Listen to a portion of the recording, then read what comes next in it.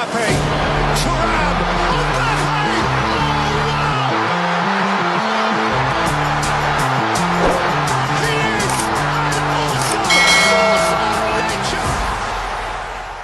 አርሰናል በአውሮፓ ሻምፒዮንስ ሊግ ለፍጻሜ ለማለፍ የሚያደርገው ጥረት ሊያግዙት የሚችሉት 5 ነጥቦች ተለይተው ታውቀዋል። እነኚህ ነጥቦች አርሰናልን ከገባበት አጣብቂኝና ቅርቃር ሊያወጡት ይችላሉ ተብለው የተለዩ ነጥቦች ናቸው።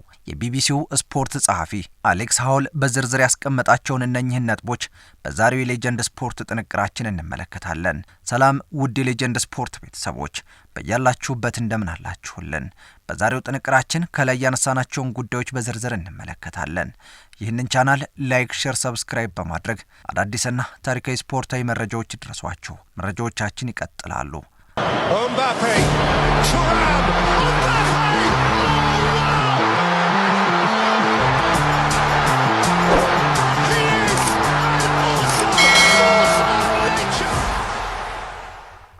አሌክስ ሃውል ሀተታውን ሲጀምር በጥያቄ ነው። ለመሆኑ አርሰናል ለፍጻሜ መድረስ የሚችልበት እድል አለ ወይ በማለት የአርሰናል ደጋፊዎች አብዛኞቹ እድሎች ሁሉ እንደመከኑ እያሰቡ ይገኛሉ። ይህም አርሰናል በፓሪስ ሴን ጀርመን 1-0 መሸነፉን ተከትሎ ነው። እድሎች ሁሉ ሞተው ተቀብረዋል የሚሉ የስፖርት ቤተሰቦችን በዝተዋል። የአርሰናል አጥቂ ሚካኤል ሜሪኖ ግን ለቢቢሲ በሰጠው ቃለ መጠይቅ ከዚህ በተቃራኒ ቆሟል። አሌክስ ሃውል ለሚጠይቀው ጥያቄ ምላሽ ሲሰጥ ሜሪኖ ተጋጣሚዎቻችንን በማክበር ግን እንደምናልፍ መታሰብ ይኖርበታል ይላል። በደርሶ መልሱ ጨዋታ ድል ወደ መድፉ ይዞራል ሲልም ወክቷል። ዋናው ጥያቄ ይህ እንዴት ሊሆን ይችላል የሚለው ነው። ይህንን ሀሳብ የቡድኑ አለቃ ሚካኤል አርቴታም ይጋራዋል። እንደ አውሮፓውያኑ የዘመን ቀመር ከ2006 በኋላ ለመጀመሪያ ጊዜ ለፍጻሜ ለመድረስ እየተፋለመ የሚገኘው አርሰናል እድሉን በራሱ እጅ መወሰን የሚችልበት እድል እንዳለ የቡድኑ ተጫዋቾች በመናገር ላይ ናቸው። ለመሆኑ ይህ እንዴት ሊሆን ይችላል? አሌክስ ሃውል ሚካኤል ሜሪኖን አናግሮና ሌሎችም ሳይንሳዊ ትንታኔዎችን አካቶ የጻፈውን ጽሑፍ እነሆ እንደሚከተለው እናቀርባለን። ይህ ሌጀንድ ስፖርት ነው። መረጃው ይቀጥላል። Mbappe, Thuram,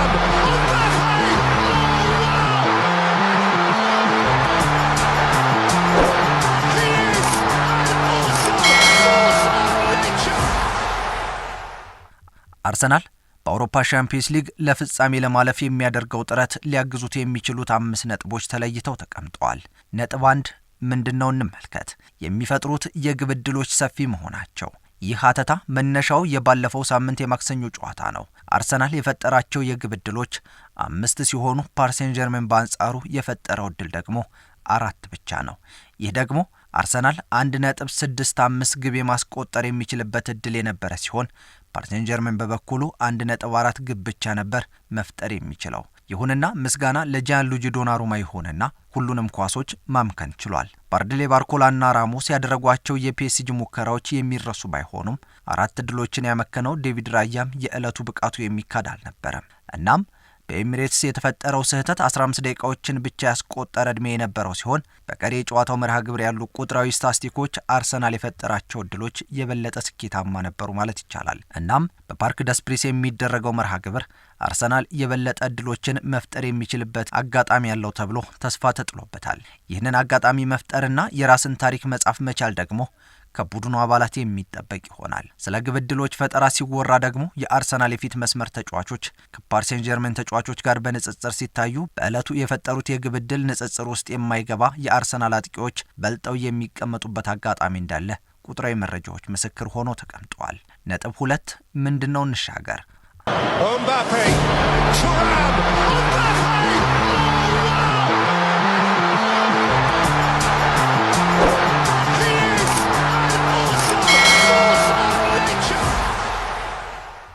ቶማስ ፓርቴ ይመለሳል። የሚካኤል አርቴታው ትልቁ ራስ ምታት የነበረው ቶማስ ፓርቴ ያለመኖሩ እንደሆነ ግልጽ ሆኗል። የቶማስ ፓርቴ መመለስ ደግሞ ደክላን ራይስ ወደፊት ተስቦ የ8 ቁጥር ሚናውን በአግባቡ እንዲወጣም ያግዘዋል። ይህ መሆኑ ደግሞ ለፊት መስመር ተጫዋቾች ኳስ በአግባቡ እንዲደርስ ከማድረግ ባለፈ የመሃል መስመሩ የተረጋጋ እንዲሆንም ያደርገዋል። በባለፈው ጨዋታ ምንም መፈየድ ያልቻለውን ማርቲን ኦዴጋርድን በማገዝ በኩል የደክላን ራይስ ሚና ጉልህ እንደሚሆን ጥያቄ ውስጥ የሚገባም አይሆንም። የአርሰናል የመሃል ሜዳ ክፍል ቶማስ ፓርቴን የሚናፍቀው በብቸኝነት በሚወጣው ሚና ሳይሆን ደክላን ራይስ ከኋላ ተነስቶ ጥልቅ ማጥቃትን በመተግበር ለአጥቂዎች ኳስ እንዲደርስ ያለው ሚና ከፍተኛ በመሆኑ ነው። እናም ፓርቴ ወደ ሜዳው ሲመለስ አርሰናል ይህንን እድል በአግባቡ ይጠቀምበታል ተብሎም ተገምቷል። ቶማስ ፓርቴ ሆይ እውን በጠበቁ ልክ ትገኛለህ? ውጤቱን ስታስቀይር ይሆን? አብረን የምንመለከተው ይሆናል። Mbappe, Thuram,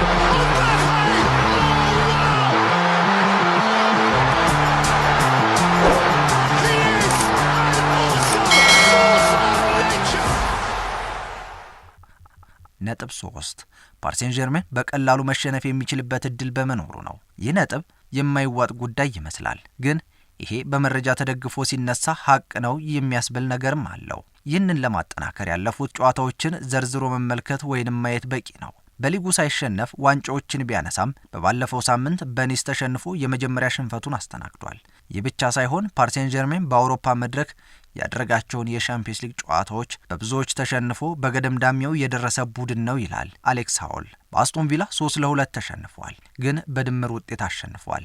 በምድብ ጨዋታ በአትሌቲኮ ማድሪድ ተሸንፏል፣ ግን አሁንም በድምር አሸንፏል። በ16ቱ ጥሎ ማለፍ በሊቨርፑል 1-0 ተሸንፏል፣ አሁንም ግን ማለፉን በድምር ውጤት አረጋግጧል። እነኚህ ነጥቦች ሲደማመሩ ፒኤስጂ በየትኛውም ሂሳብ ቢሆን ሊሸነፍ የሚችልበት እድል እንዳለ ማሳያ ናቸው ይላል ጸሐፊው። Mbappe, Thuram,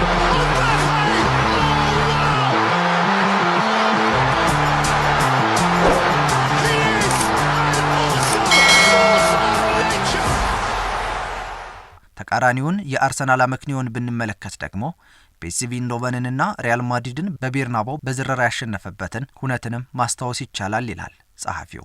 የዚህ ነጥብ ማሳደጊያውም ባለፈው ጥቅምት ወር አርሰናልና ፓሪስ ጀርመን ሲገናኙ አርሰናል 2-0 በሆነ ውጤት አሸንፎ በድምሩ መሪ ሆኖ የቆየበትን አጋጣሚ እንዴት መርሳት ይቻላል ሲል በመጠየቅ የዚህን ሀሳብ ነጥብ ይደመድማል። ነጥብ 4 የኦስማን ዴምቤሌ ወቅታዊ አቋም ጥያቄ ውስጥ የሚገባ መሆኑ።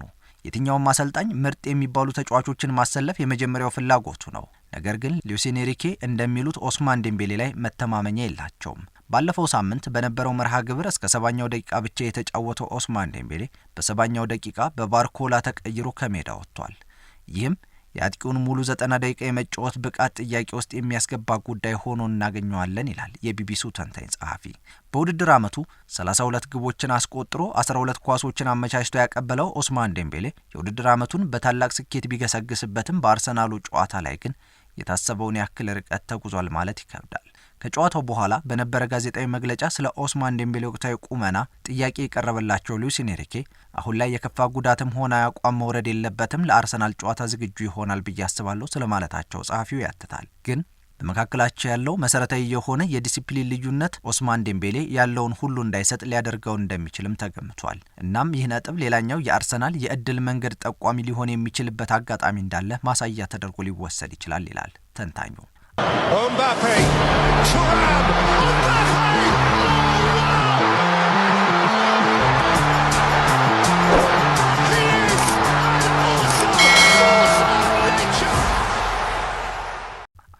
ነጥብ 5 አርሰናል ከሜዳው ውጭ ያደረጋቸው ጨዋታዎችን ወደ ኋላ መለስ ብለን ስንመለከት ይህንን ያጠናክርልናል።